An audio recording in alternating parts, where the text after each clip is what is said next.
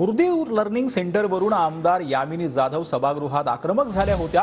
उर्दू भवन नाही तर Urdu learning centre तयार होतंय असं यामिनी जाधव यांनी म्हटलंय। त्यावेळी नितेश राणे आणि रईस शेख हे आमने सामने आल्याचं पाहायला मिळालं। तत्कालीन मुख्यमंत्री उद्धव ठाकरेंनी आयटीआय साठी असलेली जागा नियम मोडून उर्दू सेंटरला दिली असा आरोप मिहिर कोटेचा यांनी लावलेला होता।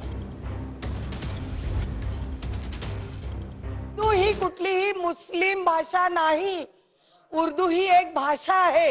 आणि दुसरी गोष्ट, माझ्या विधानसभेचा एक मिनिट ये मांगनी आपने करनी चाहिए थी, आपने करनी चाहिए थी जो एक हिंदू महिला कर रही है।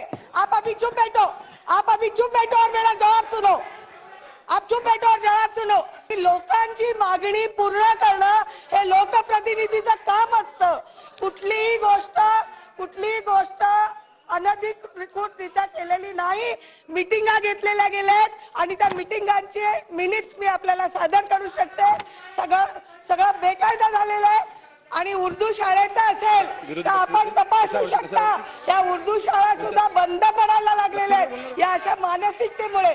अध्यक्ष महोदय, कुठलाही तिथे उर्दू भवन होत नाहीये, उर्दू लर्निंग सेंटर आहे। आणि उर्दू लर्निंग सेंटरला मला वाटतं या भाषेला या भारतात कोणीही विरोध करू नये असं मला वाटतं।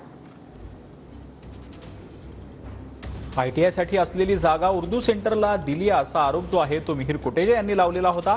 तत्कालीन मुख्यमंत्री ठाकरेंनी नियम डावलून ही कारवाई केल्याचं त्यांनी म्हटलंय। तर उर्दू लर्निंग सेंटरवरून शिंदे गटाच्या आमदार यामिनी जाधव या देखील आक्रमक झालेल्या आहेत। उर्दू भवन जे आहे ते आहे असल्याची देखील माहिती आहे। तर उर्दू लर्निंग सेंटरवरून सभागृहात राणे आणि रईस शेख जे आहेत ते आमने सामने आले।